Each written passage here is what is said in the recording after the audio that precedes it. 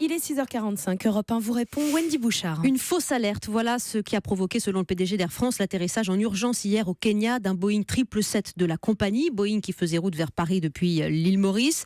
Un incident qui aurait pu inquiéter les 459 passagers à bord, mais ils ont été épargnés par l'équipage, on va en parler. Tout est parti en tout cas de la découverte d'un objet suspect dans les toilettes, un ensemble composé de cartons, d'une espèce de minuteur, voilà ce qu'a précisé la compagnie. Rien de grave au final, mais des questions se posent sur la sécurité et la sûreté de nos avions. Avec nous ce matin, Gilles Leclerc, bonjour. Bonjour. Directeur de la sûreté d'Air France. Les auditeurs peuvent vous interroger en direct sur le hashtag E1 Matin et sur europe1.fr. D'abord, on précise que c'est un passager qui a découvert cet objet, ce colis. Est-ce que vous confirmez les informations selon lesquelles il s'agit d'un colis composé d'horloges digitales, d'un fil noir qui ressemblait à une antenne de radio, de carton, d'adhésifs Vous pouvez nous le décrire? On ne l'a pas vu évidemment puisqu'il est toujours au Kenya, mais on a des photos, donc c'est un objet tout à fait artisanal, du bricolage. Du bricolage d'un mauvais plaisantin. Qui a été bricolé donc dans l'avion? Il y a de fortes présomptions, oui, puisque les fouilles que nous avons effectuées, tant dans l'avion que les mesures de sûreté qui ont été prises à Maurice, n'ont pas montré quoi que ce soit de suspect.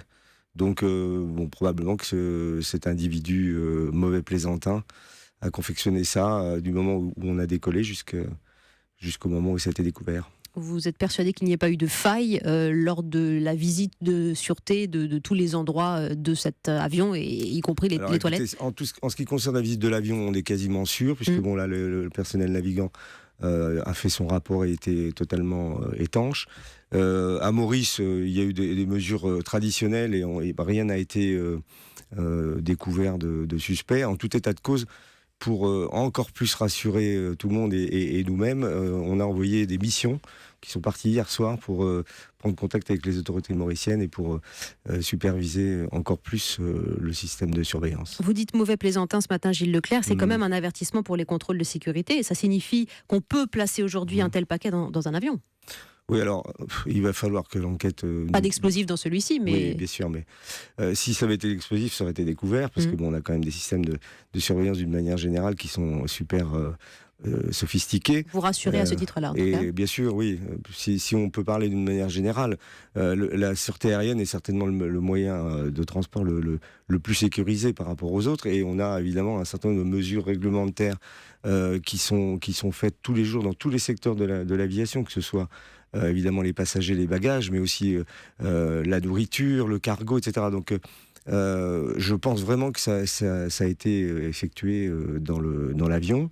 Vous disiez que c'était dangereux et qu'on pouvait s'étonner, mais cet objet a été confectionné par petits bouts, c'est-à-dire qu'il a été bricolé à l'intérieur. Assemblé sur place. Voilà, assemblé sur place. Donc c'était des éléments épars qui ont été rassemblés. Les auditeurs vous interrogent, Gilles Leclerc. Sur le hashtag E1 Matin, nous avons une question de Franouche. Comment sont contrôlés les bagages qui vont dans les soutes des avions?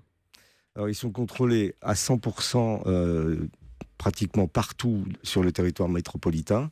On a des systèmes, ce qu'on appelle les tomographes, qui regardent l'intérieur des bagages en 3D et avec un système également de détection des explosifs.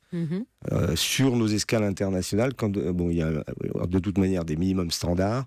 Quand nous ne sommes pas satisfaits des contrôles, nous mettons des mesures supplémentaires et complémentaires, nous la compagnie Air France, pour fouiller une deuxième fois les bagages. Sachant qu'il faut que vous nous rassuriez, vous aussi, une deuxième fois, quand on apprend de la bouche du PDG d'Aéroports de Paris que 70 badges d'agents qui travaillent dans les zones sécurité de Roissy et d'Orly, notamment dans ces zones de bagages, ces badges ont été retirés au motif de leur radicalisation. C'était il y a quelques jours. Alors, c'est pas toujours la radicalisation, ce sont des gens qui n'obéissent pas aux règles de vie réglementaires sur l'aéroport. Et qui peuvent avoir peu de scrupules quant aux conditions de sécurité. Absolument, mais c'est d'ailleurs pour ça les autorités veillent. Et donc, dès qu'il y a un doute, le préfet de l'aéroport concerné retire le badge. Y a-t-il des aéroports passoires particulièrement dangereux où la sécurité laisse à désirer, nous demande Guillaume Perrin, et faites-vous une liste de recommandations aux passagers d'Air France? Non, il n'y a pas de liste. Il y a des zones de la planète qui sont beaucoup plus sensibles que d'autres, et c'est là que nous prenons nos mesures renforcées.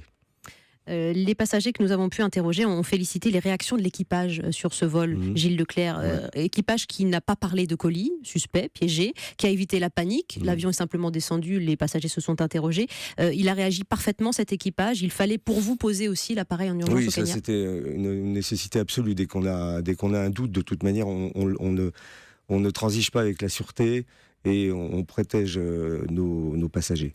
Effectivement, l'équipage a été remarquable dans cette affaire. Ils ont été d'un sang-froid étonnant.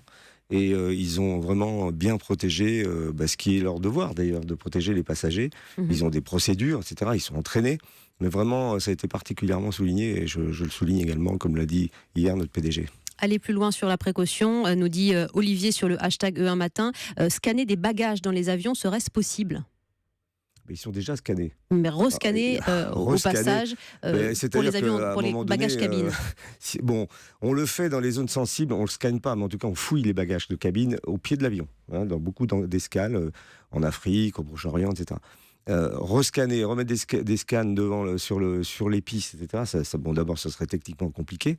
Et puis, il faut quand même reconnaître que si on fait ça 2 ou 3 fois, il n'y aura plus un avion qui partira à l'heure et on sera vraiment dans un système thrombosé.